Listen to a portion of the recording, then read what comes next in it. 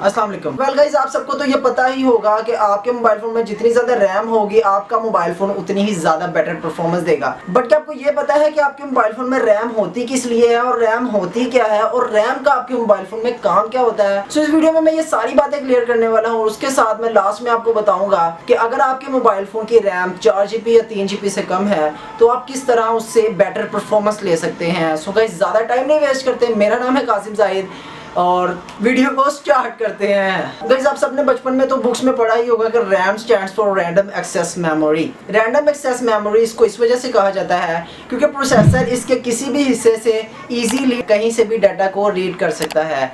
अब इसकी easy example मैं आपको कुछ इस तरह से देता हूं कि आप कर रहे हैं अपना काम और आपको जरूरत पड़ गई है कुछ डॉक्यूमेंट्स की और वो डॉक्यूमेंट्स है आपके साथ वाले रूम में, तो आप उन डॉक्यूमेंट्स को लेने जाएंगे अपने साथ वाले रोम से और उन डॉक्यूमेंट्स को आप अपने रोम में लाएंगे तो ऑब्वियसली आपने उन डॉक्यूमेंट्स को रखने के लिए एक स्पेस रखी होगी, एक जगह बनाई होगी जहां पर आप उनको सेपरेट रखेंगे। वो जगह जहां पर आप उन डॉक्यूमेंट्स को रखेंगे वो हो गई रैम और जो आपने काम किया उस रूम से जाकर डॉक्यूमेंट्स को लाने का आप हो गए प्रोसेसर और जहां से आप वो डॉक्यूमेंट्स को लेकर आए जहां पर वो डॉक्यूमेंट्स पड़े थे वो हो गई आपकी इंटरनल स्टोरेज। और यहाँ पर रैम को वोलेटाइल मेमोरी भी कहा जाता है। रैम में आप ज्यादा देर तक डाटा को स्टोर नहीं कर सकते। जैसे ही आपने अपना काम कर लिया और आपने अपना कंप्यूटर टर्न ऑफ कर दिया या फिर टर्न ऑफ हो गया तो वैसे ही रैम में से वो डाटा भी डिलीट हो जाता है। और यहाँ पर रैम की भी कैटेगरीज होती हैं, DDR1 रैम, DDR2, DDR3। और अब आपकी रैम कितने मेगाहर्ट्ज की है, ये 800 मेगाहर्ट्ज की है, 1000 मेगाहर्ट्ज की है या फिर 1400 मेगाहर्ट्ज की है। तो इसी तरह रैम में काफी ज्यादा कैटेगरीज होती हैं। वेल, अब बात कर लेते हैं रैम की टाइप्स के बारे में। रैम की दो टाइप्स होती हैं, एक होती है डी रैम और एक होती है एस रैम। अब यहाँ पर एस रैम डी रैम से ज्यादा एक्सपेंसिव भी होती है और ज्यादा अच्छी होती है।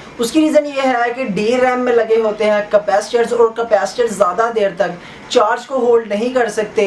तो जब तक उन कैपेसिटर्स को पावर मिलती रहती है तब तक वो परफॉर्म करते रहते हैं और जैसे ही उन कैपेसिटर्स को पावर मिलना बंद हो जाती है तो वो परफॉर्म भी करना बंद कर देते हैं। और जैसा कि मैंने आपको बताया, एस रैम में ट्रांजिस्टर्स लगे होते हैं और एस रैम प्रोसेसर के बिल्कुल पास होती है तो प्रोसेसर को ज्यादा टाइम नहीं लगता एस रैम के होते हुए किसी भी टास्क को परफॉर्म करने में और वो बहुत ही ज्यादा जल्दी किसी भी टास्क को परफॉर्म कर देता है।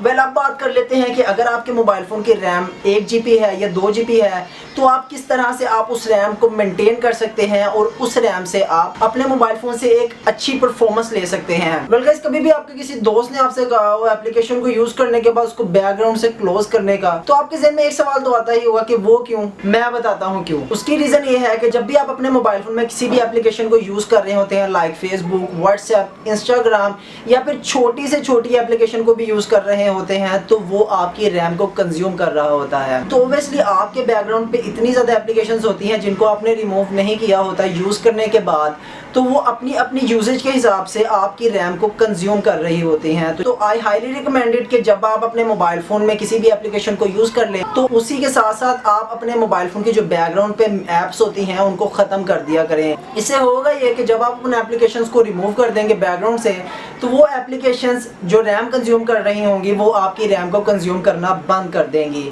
और वही रैम आपको किसी और टास्क में हेल्प करेगी अच्छे तरीके से परफॉर्म करने में। वेल गाइस, आपको इस वीडियो में समझ लग गई होगी कि रैम होती क्या है और वो किस तरह परफॉर्म कर रही होती है आपके मोबाइल फोन में। और गाइस, चैनल को सब्सक्राइब कर लीजिएगा, वीडियो अच्छी लगे तो वीडियो को लाइक लाजमी कर लीजिएगा।